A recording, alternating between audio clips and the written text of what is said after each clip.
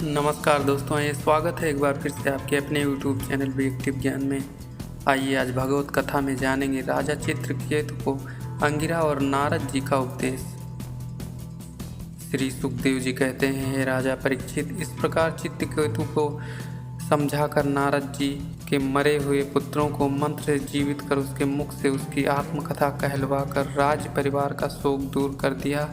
उसने कहा, जीव स्वतंत्र है, शरीर जड़ है, न इसका कोई मित्र है न शत्रु, यह द्वितीय और बुद्धि का साक्षी रूप है। ऐसी ज्ञान की कई बातें कहकर फिर वह अदृश्य हो गया।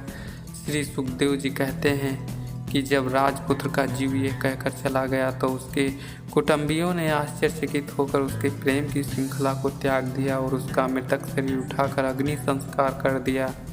ये सब कृत्य को हो जाने पर जिन रानियों ने उस बालक को विष देकर मार डाला था, उन्हें अपने उस कुकृत्य का स्मरण कर बड़ा दुख हुआ और वह बाल हत्या का पाप स्मरण कर शोभाहीन हो गई। राजा चित्रकेतु को भी ज्ञान हो गया, जिससे वह पुत्र शोक को त्याग कर भगवान के चरणों में लीन हो गया।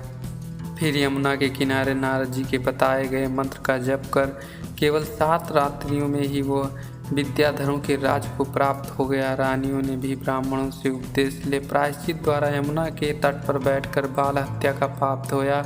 फिर तो कुछ ही दिनों के पश्चात राजा चित्रकेतु का मन ऐसा शुद्ध हो गया कि उसे शेष जी के पास जाने की शक्ति प्राप्त हो गई। वह पूज्यों के भी पूज्य शेष जी के चरण कमलों के निकट जा पहुँचे। शेष जी के दर्शन होते ही चित्रकेतु ने उनकी बड़ी स्तुति की। उससे प्रसन्न होकर अनंत भगवान ने उससे कहा, हे राजन, ये भगवान नारद जी की कृपा है कि जिनके प्रभाव से तुझे मेरा दर्शन प्राप्त हुआ है। उन्होंने जो ज्ञान तुमको दिया है वह सत्य है। विचार कर देखो, तुम्हें ये ज्ञात होगा कि ये सारा स्थूल और सूक्ष्म रूप संसार मैं ही हूँ। मैं ही अंतर्यामी रूप से सबको जगा रखा हूँ।